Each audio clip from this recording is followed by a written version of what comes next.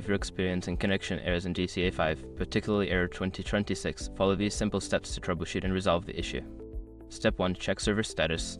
Visit the official Rockstar Games website or social media pages to check if there are any ongoing server issues. Sometimes, connection errors are due to server maintenance or outages. Step 2. Restart your game. Close GTA 5 completely and restart it.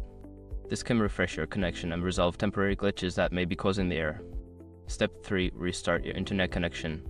Unplug your modem and router for about 30 seconds, then plug them back in.